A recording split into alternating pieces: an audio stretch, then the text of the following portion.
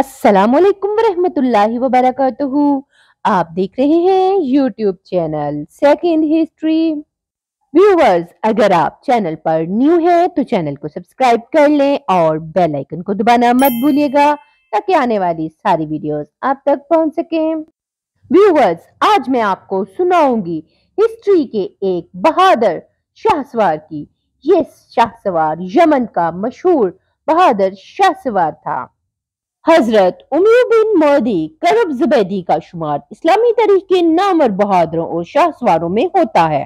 वो यमन में आबाद अरब कबीले मुजहज की एक शाख बनी जुबैद से ताल्लुक रखते थे, इसलिए जुबैदी कहलाते थे। वो बड़े डेल डोल और कद काट के आदमी थे। तलवार चलाने और नेजाबाजी में बहुत कम लोग इनका मुकाबला कर सकते थे। वो इतने ताकतवर और शहजोर थे कि लोग इनको हजार बहादुर शाहसवारों के बराबर मानते थे। बहादुर होने के अलावा वो एक ऊंचे दर्जे के शायर भी थे और जोशीली तकरीरें करने का फन भी इन्हें खूब आता था। लेकिन अजीब बात है, इतनी खूबियों के होते हुए भी उन्होंने जाहिलियत के जमाने में डाकाजनी को अपना पेशा बना रखा था। मुख्तलिफ कबीलों पर छापे मारना और राह जाते काफिलों और मुसाफिरों को लूट लेना इनका आए दिन का काम था। अरब में इनका नाम दहशत का निशान बन गया था और कमजोर दिल के लोग इनका नाम सुनकर कांप उठते थे। इनकी जिंदगी ऐसे ही गुजर रही थी कि पड़ोसी मुल्क अरब में इनकलाब बर्पा हो गया। वहां अल्लाह ताला ने हमारे रसूलुल्लाह सल्लल्लाहु अलैहि वसल्लम को दुनिया की हदायत के लिए भेजा। आप 13 साल तक मक्का के लोगों को अल्लाह के सच्चे दीन इस्लाम की तरफ बुलाते रहे। फिर आप इस्लाम कबूल करने वाले अपने साथियों के साथ मक्का से हिजरत फरमाकर तकरीबन 300 मील दूर मदीना मुनव्वरा तशरीफ ले गए। वहां के लोगों ने जान निसारी का हक अदा कर दिया और आखिरी दम तक आपकी अताअत और हमायत का अहद किया। वहीं आपने एक इस्लामी रियासत की बुनियाद रखी। काफरों ने मुसलमानों को साजिशों और लड़ाइयों के जरिए नुकसान पहुंचाने की बार बार कोशिशें की, लेकिन अल्लाह ताला ने इस्लाम के दुश्मनों को जलीलो ख्वार किया। यहाँ तक के 7 हिजरी में रसूलुल्लाह सल्लल्लाहु अलैहि वसल्लम ने मक्का भी फतह कर लिया। अब ना सिर्फ मक्का के सब लोग मुसलमान हो गए बल्कि सारे अरब में इस्लाम तेजी से फैलने लगा। 9 और 10 हिजरी में ना सिर्फ अरब के गोशे गोशे से बल्कि पड़ोसी मुल्कों से भी मुख्तलिफ कबीलों के वफ्द धड़ाधड़ मदीना आकर रसूलुल्लाह सल्लल्लाहु अलैहि वसल्लम की खिदमत में हाजिर हुए और इस्लाम कबूल करने की इज्जत और शर्फ हासिल किया। वफ्द के मानी है किसी एक मकसद के लिए किसी कबीले की तरफ से भेजे जाने वाली जमात या ऐसे लोग जिनको कोई कबीला या किसी मुकाम के लोग अपने नुमाइंदे यानी इनकी तरफ से गुफ्तगू करने वाले किसी खास मकसद के लिए हाकिम या मुल्क के सरबराह के पास भेजें। रसूलुल्लाह सल्लल्लाहु अलैहि वसल्लम की खिदमत में मुख्तलिफ कबीलों के जो नुमाइंदे इस्लाम कबूल करने या दीन के अहकाम सीखने के लिए हाजिर हुए उनको वफूद कहा जाता है। 10 हिजरी में एक वफ्द यमन से भी आया। इस वफ्द में उमर बिन माद करब भी शामिल थे। इस वफ्द के सब लोगों ने रसूलुल्लाह सल्लल्लाहु अलैहि वसल्लम की खिदमत में हाजिर होकर इस्लाम कबूल कर लिया और मुसलमान होकर वतन वापस चले गए।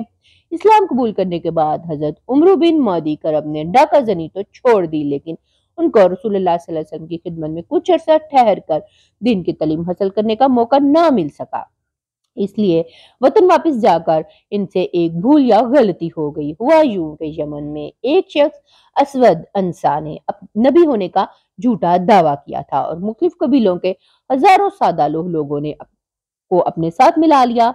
हजरत उमर भी इनके करीब और इनके फरेब में आ गए और इसके साथ मिल गए। असवद अंसा ने रसूलुल्लाह सल्लल्लाहु अलैहि वसल्लम के मुकर्रर किए हुए हाकिमों आमलों को यमन से निकलने पर मजबूर कर दिया। ताहम यमन के एक मुसलमान मुजाहिद फिरोज दलीमी रजी अल्लाह तआला अन्हा ने रात को असवद अंसा के घर में घुसकर इसको कत्ल कर डाला। इस वाक़े के 5 दिन बाद रसूलुल्लाह सल्लल्लाहु अलैहि वसल्लम वफात पा गए।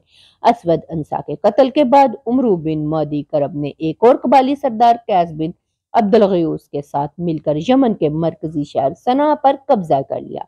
इधर मदीना रसूलुल्लाह सल्लल्लाहु अलैहि वसल्लम की वफात के बाद मुसलमानों ने हजरत अबू बकर सिद्दीक रजी अल्लाह तआला अन्हु को खलीफा चुन लिया। उन्होंने इन तमाम इलाकों की तरफ इस्लामी लश्कर भेजे जहां के लोग इस्लाम से फिर गए थे और इस्लामी हुकूमत के खिलाफ बगावत कर दी थी। इनमें एक लश्कर यमन की तरफ भी गया।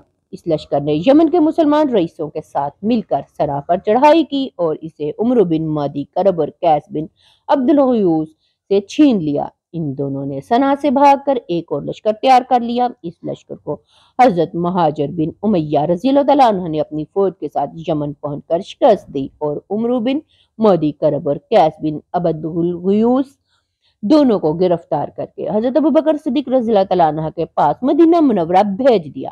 عمرو بن مہدی کرب کو حضرت ابوبکر صدیق رضی اللہ تعالیٰ عنہ کے سامنے پیش کیا گیا تو انہوں نے عمر کو سخت ملامت کی اور فرمایا، تم کو شرم نہیں آتی کہ مارا پھرتا ہے اور گرفتاری کی ذلت اٹھاتا ہے؟ اگر دین کی حمایت کرتا تو اللہ تعالیٰ تم کو بلند مرتبہ عطا کرتا۔ عمر بن مہدی کرب سخت شرمندہ ہوئے اور ندامت سے سر جھکا کر عرض کیا، اے رسول اللہ صلی اللہ علیہ وسلم کے خلیفہ، جو ہو چکا سو ہو چکا، مجھے معاف کر دیجئے۔ اب میں توبہ کرتا ہوں، اللہ تعالیٰ سے بخشش چاہتا ہوں اور سچے دل سے عہد کرتا ہوں کہ آئندہ بھی اسلام سے منہ نہ موڑوں گا۔ قیس بن عبد الغیوث نے بھی اسی طرح اپنے کیے پر ندامت کا اظہار کیا اور معافی چاہی۔ حضرت ابوبکر صدیق رضی اللہ تعالیٰ عنہ نے دونوں کو معاف فرما دیا۔ توبہ کے بعد حضرت عمر بن مہدی کرب اسلام کے ایسے جان باز سپاہی بن گئے جو ہر وقت اپنی جان ہتھیلی پر رکھے اسے اللہ کی راہ میں قربان کرنے کے لیے تیار رہتا ہے۔ حضرت عمر فاروق رضی اللہ تعالیٰ عنہ کی خلافت کے زمانے میں حضرت عمرو نے شام اور ایران کی جنگوں میں بھرپور حصہ لیا۔ انہوں نے شام میں رومیوں کو اور ایران میں مجوسی آتش پرستوں یا آگ بجھنے والے جنگجوؤں کو لوہے کے چنے چبوا دیے اور کئی شاندار کارنامے انجام دیے، اور وہ اللہ کی راہ میں جہاد کرتے ہوئے اس دنیا سے شہادت کا درجہ پا کر رخصت ہو گئے۔ جی تو ویورز، سنی آپ نے آج کی سٹوری، کمنٹس میں ضرور بتائیے گا۔ نیکسٹ ویڈیو تک کے لیے اجازت دیں، ملیں گے نیکسٹ ویڈیو میں کسی اچھے ٹاپک کے ساتھ، تب تک کے لیے اللہ حافظ۔